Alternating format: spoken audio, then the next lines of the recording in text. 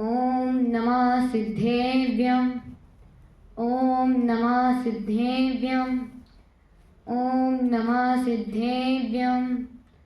नमो अर्यन्ताणं नमो सिद्धाणं नमो आयरीयाणं नमो वज्रायाणं नमो लोहे सव्यसाहुणं। मोक्षमार्गस्य नेतारं भेतारं कर्मभूभृतां ज्ञातारं विश्वतत्त्वानां वन्दे तद्गुणलब्धे। गुरुवापान्तु नो नित्यं ज्ञानदर्शननायका चारित्रावण गंभीरा मोक्षमार्ग उपदेशिका। जय बोलिए श्री प्रथम तीर्थेश श्री आदिनाथ भगवान की जय। तपोभूमि के मूल नायक श्री महावीर भगवान की जय। दांग में जिनवाड़ी माता की जय।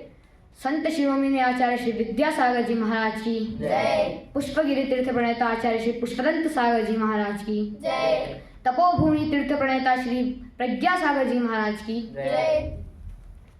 भव्य बंधुओं, कल हमने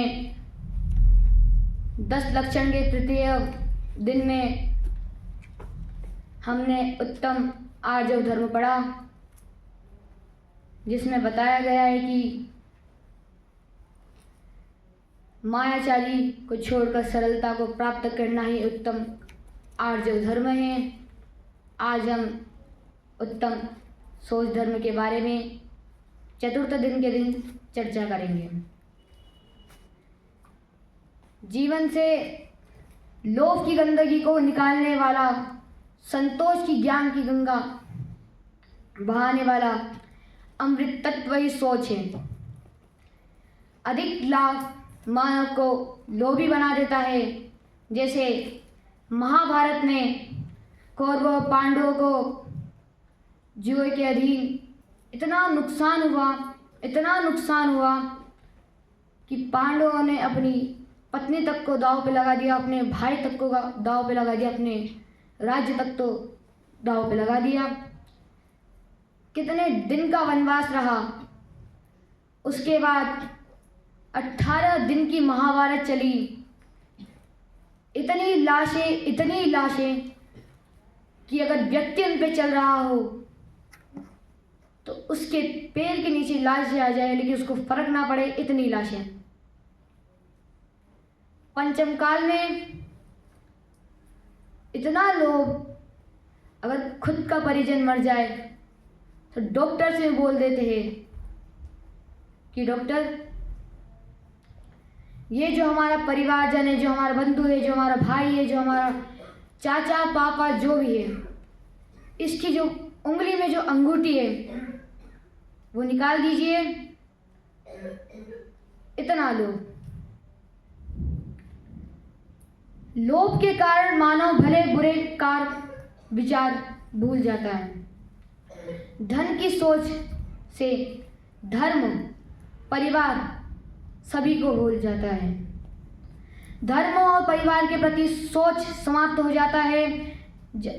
धन को ही अपना सब कुछ मानकर रात धन पैसे ही कमाता है, जिसकी वजह से पूरे जीवन भर स्वयं ने क्या धर्म किया यह भूल जाता है, स्वयं ने क्या पुण्य करा ये भूल जाता है। जब तक स्वयं के लिए मानव सोच नहीं पाता है तब तक वह सोच धर्म का पालन नहीं कर पाता है। सोच धर्म मन की शुद्धता का नाम है। ये मानसिकता और परमात्मा के प्रति लगाने का नाम है। जिसका मन वचन काय और काय का परमात्मा से आस्था के प्रति ललित हो जाता है, वह व्यक्ति सोच धर्म के करीब पहुंच जाता है। आचार्य समंतव्रत स्वामी रत्नकरंड श्रावचार में लिखा है, स्वभाव तो सुचेकाय रत्नत्रय पवित्रते निर्जुगुत्सा गुणों प्रतिर्मता निर्विचिकित्सता। पवित्र है तो सम्यक दर्शन है, सम्यक ज्ञान है, सम्यक चारित्र है। एक बार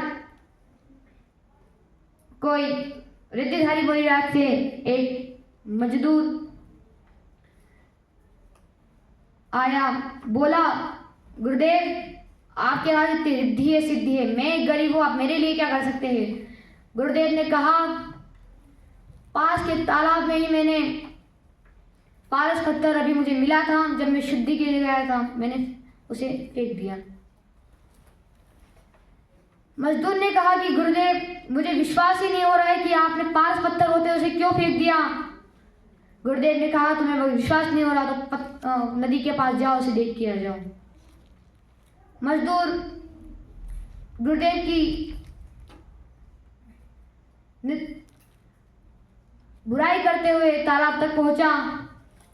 कहा कैसे मूर्ख इंसान है कि पारस पत्थर तक को नदी में बहा दिया। गया पानी में ढूंढा, पारस पत्थर मिला। पूरे रास्ते सोचते सोचते गया कि इन्होंने ऐसा क्या है इनके पास जो इन्हें पारस पत्थर तक नदी में बहा दिया। गुरुदेव के पास पहुंचा, गुरुदेव से पूछा कि गुरुदेव आपके पास ऐसा क्या है जो आपने पारस पत्थर तक को नदी में फेंक दिया। उन्होंने कहा कि मेरे पास तो रत्नत्रय है। तुम भले ही पारस पत्थर से संसार की प्राप्ति कर सकते हो, लेकिन मैं रत्नत्रय से मोक्ष की प्राप्ति कर सकता हूँ। यही रत्नत्रय पवित्र है। पवित्रता रत्नत्रय से है, इससे अलावा कोई बड़ी शुद्धता नहीं है। और लोक का नाश करके ये शुद्धता आती है।